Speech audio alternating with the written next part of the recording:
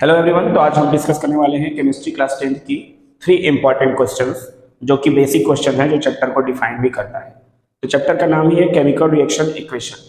तो first question है मेरा कि what is the method of balancing chemical equation, यानी केमिकल इक्वेशन को बैलेंस करने के लिए कौन सा मेथड यूज होता है। ये बहुत ही इंपॉर्टेंट क्वेश्चन है। तो हमारे बुक में जो मेथड दिया है वो मेथड है क्या है, what is the method of balancing chemical equation, जिसे हम लोग हीट एंड ट्रायल मेथड कहते हैं। क्या कहते हैं? Heat and trial method. ये दो मेथड हम यूज करते हैं किसी भी केमिकल को बैलेंस करने के लिए। अच्छा, तो हीट एंड ट्रायल मेथड का यूज हम सिंपल इक्वेशन को बैलेंस करने के लिए करते हैं। जैसे मान लीजिए ए कोई रिएक्टेंट है, मान लीजिए 6A है और 6B है। 6A और 6B है, मान लीजिए इसे आपको क्या करना है, बैलेंस करना है, और यहाँ सिर्फ AB लिखा हुआ है।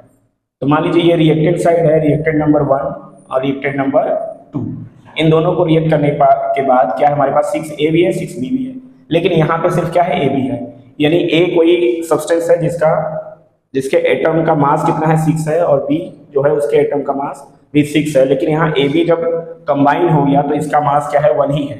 तो इसे भी हमें 6 करना होगा, तो ये भी 6AB हो जाएगा। तो ये हो गया हमारा केमिकल इक्वेशन, क्या हो गया, बैलेंस हो गया। तो बैलेंस केमिकल इक्वेशन का मतलब होता है कि आपका रिएक्टेंट साइड और इसे हम लोग कहते हैं प्रोडक्ट साइड, ये दोनों क्या होने चाहिए, बैलेंस में होने चाहिए। क्योंकि हम जानते हैं कि energy neither be created and not be destroyed. Energy को ना तो क्रिएट किया जा सकता है ना ही डिस्ट्रॉय किया जा सकता है, उसको केवल वन फॉर्म से अनदर फॉर्म में कन्वर्ट किया जा सकता है।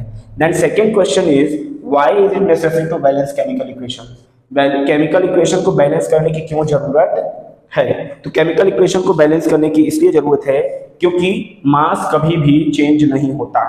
क्योंकि जब भी किसी सब्सटेंस को आप रिएक्ट करते हैं तो उसका मास कभी भी चेंज नहीं होता। इट मींस प्रोडक्ट साइड, इसे हम लोग कहेंगे रिएक्टेंट साइड।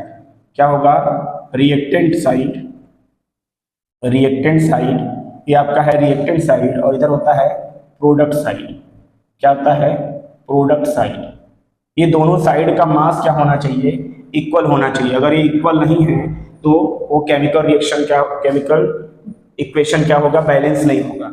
तो बैलेंस करने के लिए आपको ध्यान होना चाहिए कि रिएक्टेंट साइड का मतलब इधर कोई भी आप सब्सटेंस लीजिए, 2 सब्सटेंस लीजिए, 3 सब्सटेंस लीजिए, कुछ भी लीजिए, अगर इधर जितना है उसको रिएक्ट होने के बाद भी प्रोडक्ट साइड में भी उतना ही होना चाहिए। इसे हम लोग कहते हैं, क्यों इसको हम बैलेंस करना जरूरी है, क्योंकि कंजर्वेशन ऑफ मास के अकॉर्डिंग, कंजर्वेशन ऑफ मास के अकॉर्डिंग देखा जाए तो मास या एनर्जी नीदर भी created not be destroyed. Energy को ना तो हम क्रिएट कर सकते हैं ना ही डिस्ट्रॉय कर सकते हैं।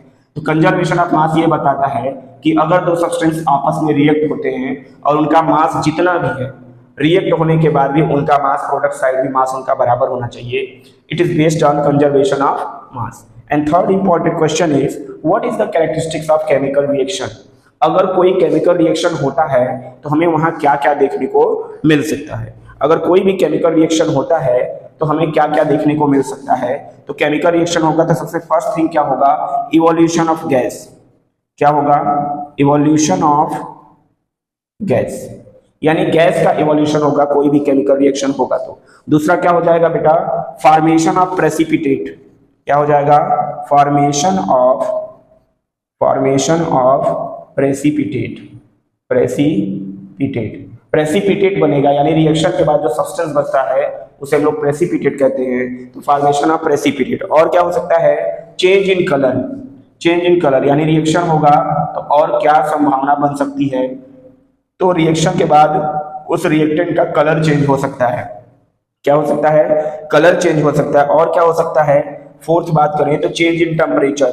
रिएक्शन करते समय टेम्परेचर भी चेंज हो सकता है, जिसे हम कहेंगे चेंज इन टेम्परेचर। यानी जब 2 सब्सटेंस को रिएक्ट कराएंगे तो हो सकता है कि उसका टेम्परेचर इंक्रीज हो या डिक्रीज हो, ये दोनों हो सकता है। और फिफ्थ केस है change in state. Fifth case है चेंज इन स्टेट, यानी कहने का मतलब है कि जब भी रिएक्शन होगा 2 सब्सटेंस का तो उसके स्टेट में भी चेंजेस हो सकते हैं। हो सकता है सॉलिड लिक्विड का अगर हम रिएक्शन करें तो हो सकता है हमें सिर्फ लिक्विड और गैस मिल जाए, ठीक है। लिक्विड लिक्विड क्या करें तो हो सकता है हमें सॉलिड मिल जाए, लिक्विड लिक्विड क्या करें तो हो सकता है हमें सिर्फ गैस मिल जाए। तो चेंज इन स्टेट, यानी कहने का मतलब है कि मैटर का स्टेट जो होता है वो रिएक्शन के बाद मैटर का स्टेट भी चेंज हो सकता है। This is the 3 important question which define the basically chapter को डिफाइन करते हैं, क्योंकि चैप्टर का नाम ही है केमिकल रिएक्शन और उसमें सबसे इंपॉर्टेंट टॉपिक हमें क्या पढ़ना है, केमिकल रिएक्शन क्या होते हैं, बैलेंसिंग केमिकल रिएक्शन क्या होता है, केमिकल रिएक्शन को बैलेंस करने की जरूरत क्यों पड़ती है, और अगर कोई केमिकल रिएक्शन होता है तो उसके कैरेक्टरिस्टिक्स क्या क्या हो सकते हैं। This is the 3 important question which define the chapter. तो इस तीनों इंपॉर्टेंट क्वेश्चन को आप बेसिकली अच्छे से पढ़िए और समझिए, इससे आपको चैप्टर में क्या क्या चीजें आपको करना है ये बेसिकली आपको पता रहेगा।